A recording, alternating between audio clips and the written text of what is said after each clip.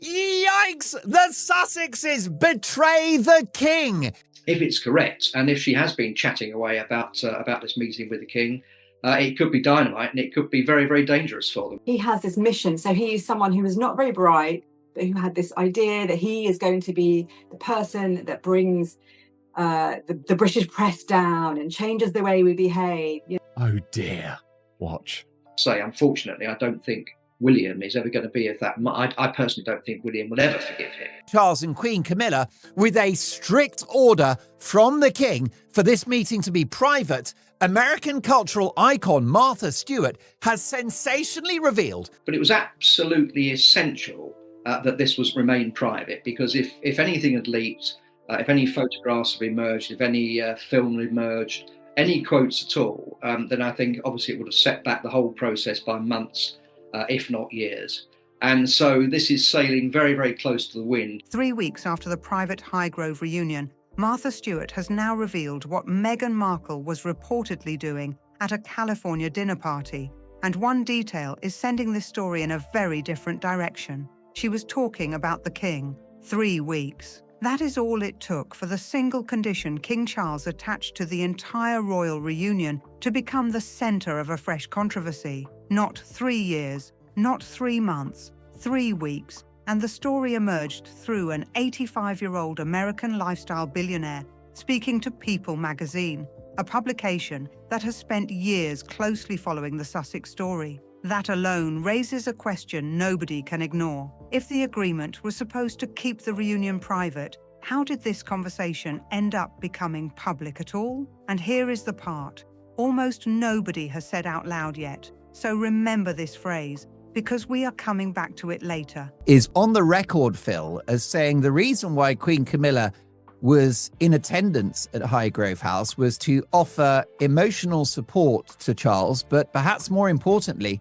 to be a witness, because the issue we've got with the Sussexes is they don't have a history of being discreet, and things that have been said on royal property in the past have been weaponized by the couple, most notably in the Oprah interview, which of course led to the response from the palace, recollections may vary. So who could blame Charles for wanting a witness to be there, and who better, who more trustworthy than his darling wife? To be a witness, because in the past, as we know, Harry and Meghan have come up with various things which, quite honestly, have just proved to be completely untrue. So yeah. you've got to have somebody there who can confirm what was said. About Meghan Markle, she's saying that although they only spoke a few words at this posh dinner, she said, I know that Meghan was talking about the royal reunion. She said, we barely spoke, but I know she was talking about it. And it may sound very different by the end of this video. The letter of the law. She did not publish a photograph. She did not tweet about it. She did not give an interview herself. Technically, formally on paper, every line of the agreement could still be considered intact. But the story got out anyway, almost exactly the way these stories tend to escape, through conversation, connections, and people talking around the edges of something that was supposedly private. And that is what makes this so fascinating, because the real issue may not be whether someone technically broke the rules. It may be whether the spirit of that agreement survived at all. Here is what you are getting, and here is exactly why you should stay to the end. First, what Martha Stewart actually said, what she did not say, and why people online are already interpreting her comments in completely opposite ways. And so what does she do? She once again uses, allegedly according to Martha Stewart, this return to the royal fold to boost her standing and her reputation among the Hollywood elite.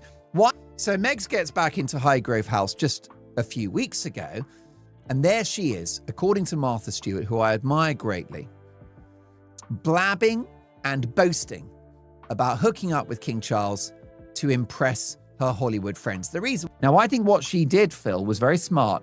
She followed the letter of the law by not publishing photographs of the Highgrove House meeting, not tweeting about it, not publicly talking about it, but you get the inference, don't you? You know, when he finished his Clarence House face-to-face, he runs off to the Guardian newspaper, gives them a detailed interview. And That is The Guardian, which wishes to abolish the monarchy. You can't do business with these people. This is the same Harry who told the Time magazine athlete event that King Charles is doing great in his health. Why are you sharing that information? So Harry's indiscreet as well. And it's a betrayal of the deal that the king brokered. But in my view, Harry and Meghan are specialists in betrayal. They've betrayed the late Queen Elizabeth in tearing up that deal to leave the royal family and not be half in, half out before. Second, why Queen Camilla was in that room at Highgrove, and why one senior royal correspondent with 4 decades of experience reportedly viewed her presence as insurance rather than affection. Third, and this is where things get especially interesting, what Buckingham Palace did on the 4th of August. Not what a commentator claimed, but what the palace itself published in writing on its own website at a remarkably revealing moment. It was a quiet move, but it landed while almost everyone was distracted by a plastic tiara. Along the way, I am going to answer the 4 questions people are now typing into search bars about this story. What exactly did Martha Stewart say about Meghan Markle? Did Meghan actually break the Highgrove Agreement? Now, we know, don't we, that the Sandringham summits, which happened last September, took a long time to organise. The king was very reluctant at first, but in the end, the two men met under strict conditions, and we understand just a very pedestrian 30 or 40-minute meeting. The Sun, your old paper, reported that Harry was quite shocked at how formal that meeting was, which in my view is another example of how indiscreet the Sussexes can be, that how he felt about the meeting should be leaked to the press. It's shocking. And in my view, if Meghan is betraying the king, then Harry is too, because they are husband and wife. And he ought to be able to sit her down and say, look, stop doing this. Princess Eugenie has given birth to a baby girl in Portugal, but at the same time, she has just sought the ultimate revenge on Meghan Markle. But there was a real fascination in when this news was announced, because the birth took place on Monday night, but Buckingham Palace saved the announcement to the moment that Meghan Markle was trying to get the whole social media and internet world talking about her because of her 45th birthday. Why did Princess Eugenie's baby news land on Meghan's birthday? And is Prince Harry still getting that room at Buckingham Palace in September? Let's start with the condition, because the condition is the whole story. One order: keep it private. Not a request, not a preference, an order. And it was the entire price of admission, because everything else about that afternoon was a concession. What was supposedly a simple afternoon at a royal property involved the king, the queen, afternoon tea, and a grandfather meeting grandchildren he had not seen in years. Every one of those things was reportedly given. In return, one thing was asked, and it should have been the easiest thing in the world to provide: say nothing. But the reason that condition existed in the first place.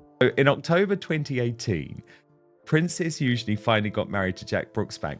Now, Meghan and Harry really took the piss here, because this couple had already had to delay their own wedding, because the way that the royal family works is that at the moment that Harry and Meghan got engaged, they had to take precedence. Then on the day of the wedding, unbeknownst to them, Meghan Markle and Prince Harry walk in and start saying, yeah, guess what? The baby's on the way. And everyone within the British royal family Is the part the family is not going to explain publicly. So someone who has covered them for 4 decades stepped into that silence and said it instead, sailing very close to the wind. That is a 40-year royal correspondent choosing some of the most careful language available to him. And now, look at who else was reportedly sitting in that room, because this is where the story stops looking like an ordinary family and starts raising much bigger questions. A witness. Sit with that word for a moment, because the mainstream coverage of Highgrove produced endless warm paragraphs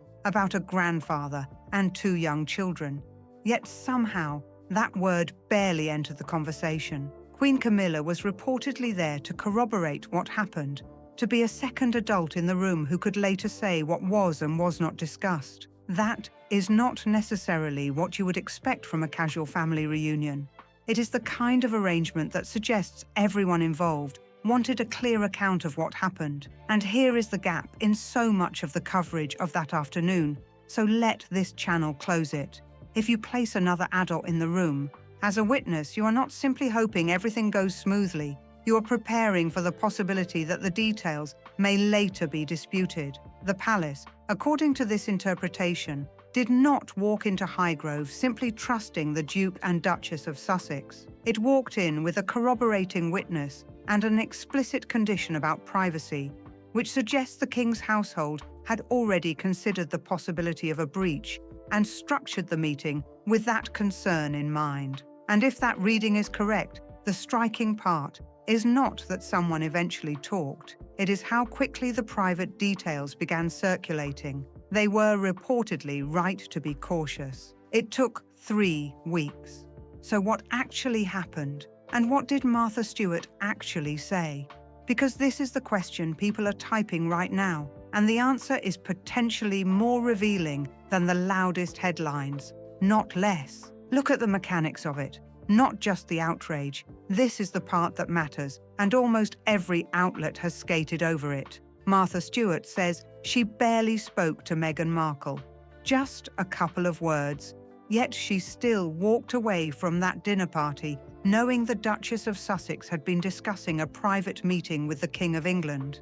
Think about what that requires. It means the conversation was apparently noticeable enough, clear enough, or repeated enough around that table that a guest who says she barely spoke directly with Meghan still came away confident about the subject matter and comfortable enough to repeat that detail publicly months later in a magazine cover interview. That distinction matters because it shifts the question from did Meghan personally tell Martha everything to something much more basic. How widely was the subject being discussed in that room? What this suggests is bigger than one supposedly indiscreet remark to a close friend. It points to an entire room, and that distinction matters. And notice the source, because the source is precisely why this account is difficult to simply wave away. This did not come from a British tabloid. It did not come from a hostile royal correspondent. It came from an 85-year-old American businesswoman with a global brand, no obvious stake in the royal family dispute, and no clear financial reason to invent a story like this published in People magazine, a publication that has often given the Sussexes significant attention. That does not automatically make every detail true, but it does make the source worth examining carefully. Now comes the honest part, because this channel is supposed to deal in what was actually said, and you deserve to know exactly where the line sits. Martha Stewart did not reveal a single word of the alleged conversation's content. She has not explained what was discussed. She has not claimed that Meghan Markle disclosed confidential information. On the record, the claim is narrow. The Duchess of Sussex was reportedly talking about the visit at a party. That is it.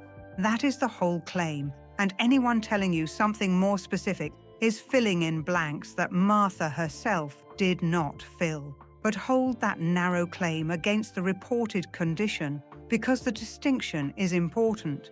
The condition has been described not simply as do not disclose the contents, but as keep it private. That means the debate is not necessarily about whether a secret sentence was repeated word for word. It is about whether the existence of the meeting itself was supposed to remain private, not public, not casually discussed, and not becoming conversation at a dinner table filled with producers, entrepreneurs, and wealthy guests. That difference changes the entire argument. And here is the second thing nobody has properly named. Meghan did not necessarily break the letter of the agreement. She never has to. If the information travels through another route, the letter of the law, there it is again. No photograph, no tweet, no public statement, nothing you could immediately hold up in front of the king and say, look, here, you broke this. Yet the story is circulating anyway, potentially worldwide within weeks. That is why the distinction between a technical breach and the spirit of a privacy agreement becomes so important. Now, a lot of people watching this will want to make the entire story about the Duchess of Sussex. So let's answer the question directly, because it is arguably the fairest one in this whole discussion. Where is Prince Harry in all of this? He should not simply be treated as a bystander. There have been previous controversies involving private royal conversations and information. Although the circumstances and evidence in each case are different. Take the reported Clarence House meeting, for example, followed by Harry's later comments in the media. Then there were public remarks concerning his father's health, information that had originally been shared within a family context. And it goes back further than this year. Sandringham, strict conditions, a short meeting, and reports that details about Harry's reaction and feelings were circulating soon afterward. Whether every version of those events is accurate is another question, but the recurring concern is clear. The palace has repeatedly faced the challenge of private conversations becoming public stories. That is the pattern critics argue the palace was trying to guard against at Highgrove. Not simply one isolated incident, but a history of disputes over what remains private and what eventually reaches the press. Husband and wife. One household, one public brand, one shared media strategy, and one controversy when private details become public. You do not get to treat the couple as a single unit when the story helps them, then completely separate the responsibility when the scrutiny arrives. Now put your phone down, because this is the part of the video nobody has covered properly, and it is the reason this story may be bigger than a dinner party. While royal commentators across Britain were focused on Martha Stewart, Buckingham Palace was doing something. The palace did not respond with a statement. It responded by doing something, and that distinction is the entire point. Read that again slowly, because the timeline is where this story gets especially interesting. Princess Eugenie's daughter was born on Monday, the 3rd of August, at 6:20 in the evening at a hospital in Lisbon. 6 pounds, 9 ounces. That is not gossip. That is the official announcement published by the royal family on the record, and it did not go out on Monday. It went out on Tuesday, the 4th of August, Meghan Markle's 45th birthday, the same day she had spent briefing a magazine about, posting a video about, and running her own third-party birthday tribute for. 24 hours held deliberately, or at the very least, a delay that immediately became impossible for people to ignore. And to understand why critics see more than coincidence here, you have to go back 8 years, because this is being framed as the third time. Strike 1, October 2018, a cousin's wedding that had already been pushed back months to make room for theirs. And on the day itself, the pregnancy announcement lands, leaving the entire family talking about a baby instead of focusing entirely on the bride. And before anybody types, "That's a tabloid smear," into the comments, understand who has discussed this from within their own circle, not simply a critic. The friendliest biography ever written about them acknowledges that the bride was unhappy, while the Duke of Sussex later described the circumstances in his own memoir under his own name and sold it to millions of readers. He explained that the wedding gatherings were used to tell the family. He described it as logistics. That is not an allegation this channel is inventing. That is a version of events presented by Harry himself in print. 5 days later came the second pregnancy announcement. 5 days. Once can be coincidence, twice starts looking like a pattern, at least to those examining the timeline. And now, here is strike 3. And this is the connection that almost nobody covering the Martha Stewart story has made. So make it now. In 2018 and 2021, the Sussexes controlled the timing, and the palace absorbed the attention that followed. In 2026, the palace controlled the timing. A royal birth was announced 24 hours after the birth and released in the middle of Meghan's birthday, and the institution did it using the most basic weapon available to it, an official announcement on an official website. No dramatic statement, no angry briefing, no named source attacking anyone. Not one thing that could easily be pointed to and called an attack. The letter of the law. They appeared to beat her at her own game, using the same basic method of controlling the timing and controlling the message, and there is very little anyone can publicly object to. Because on paper, all that happened was a baby was born and the family was delighted. That is precisely what makes the timing so powerful. 8 years later, and that is the thing to understand about that institution, and the reason this whole story matters far more than a dinner party. Rather than shouting back, the palace stays silent, waits, and then publishes on its own timetable. And that quiet approach may be the most calculated move of all. It does not brief, it does not go on television, and it does not need to create a public spectacle. It waits, and then it publishes at 20 past whenever it likes. Now, why is the palace fighting this way at all? Why have a witness reportedly been present in the room? Why was there reportedly a condition about privacy? And why was a royal announcement held before being released? Because of what the last 6 years have looked like from the outside, and this year, one woman finally stood up in a courtroom and described her own experience. She's not a royal commentator, she's a journalist. The Duke of Sussex's legal team called her as a witness, and the judge described her evidence as careful and impressive. During the proceedings, a High Court judge reportedly stopped counsel during questioning and challenged a suggestion involving a show business reporter and alleged hacking of British police, after which the barrister moved on. The broader dispute involved serious allegations, disputed evidence, reputations, and livelihoods, with the journalist describing herself as caught up in a much larger legal battle. And there is the through line to Highgrove, at least according to this interpretation, because it is the same concern coming from a completely different direction.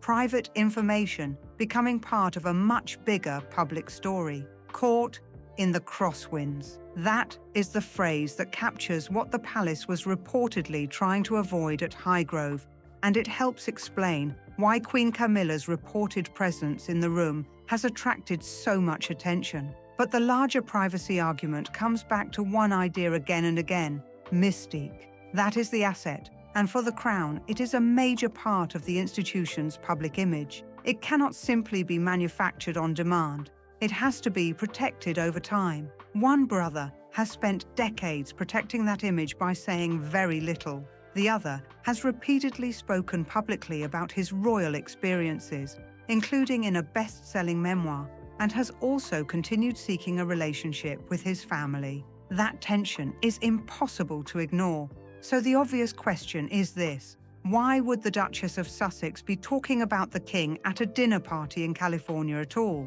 What would be the point? The point, according to the argument being made here, is that the royal connection itself remains one of the strongest sources of public attention surrounding the Sussex brand. And that brings us back to the same interview, the same dinner party, and the same 85-year-old woman. Notice what Martha Stewart was actually doing there, because the sharper part of the story may not be the alleged leak itself.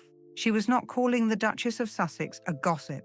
She was raising a broader question about the business and public identity surrounding the brand. Then look at how Meghan's 45th birthday was presented publicly. She shared a birthday message through a company account associated with her brand, while the celebration received attention through media coverage and online posts. Sit with that for a second, because it creates a striking contrast in the story.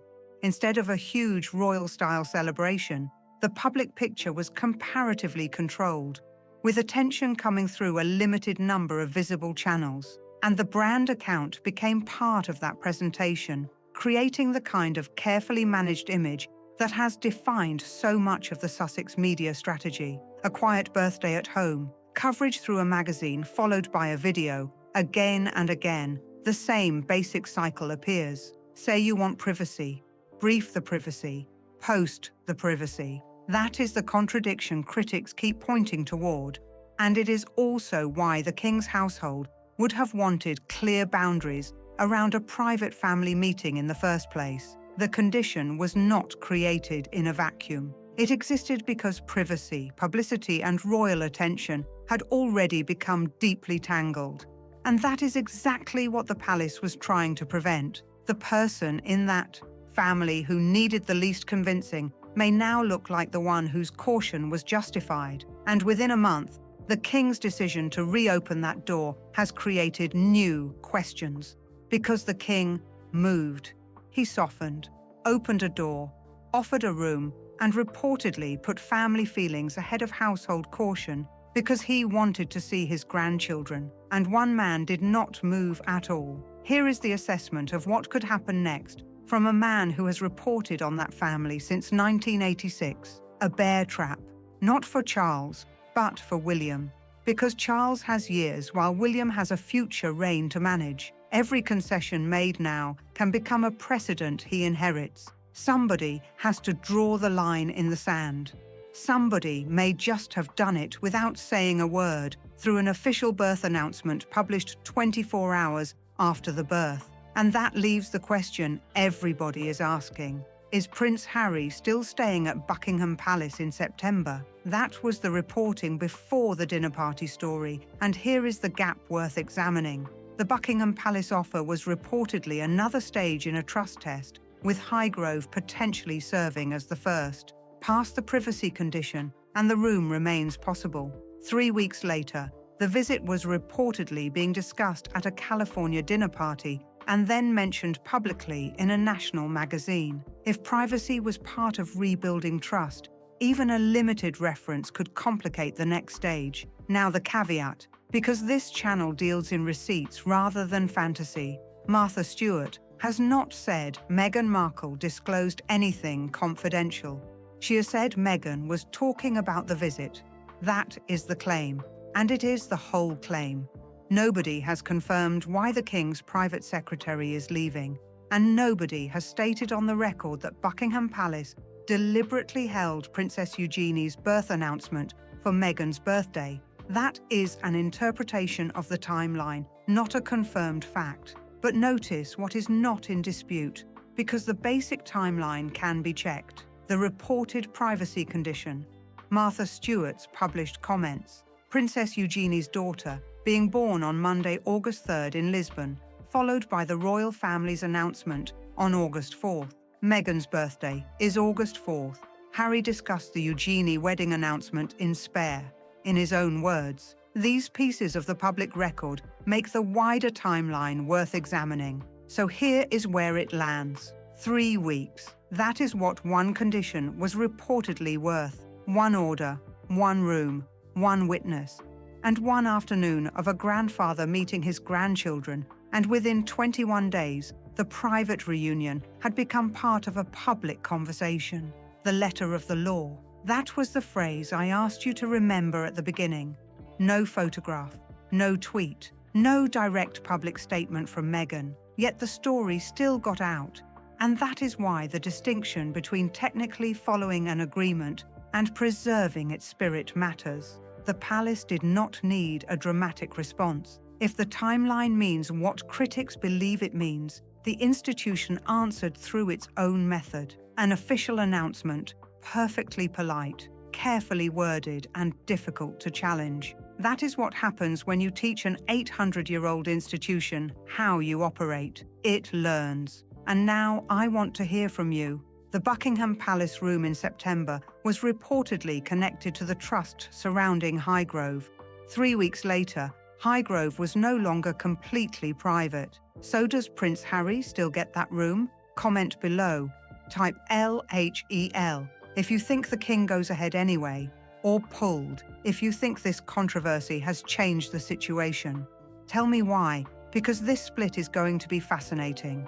And if you want more royal stories like this, like the video, subscribe to the channel and turn on notifications so you do not miss the next update. The full breakdown of what happened at Highgrove, what was reportedly offered, what was refused, and why the September accommodation became such a major question is on the screen now.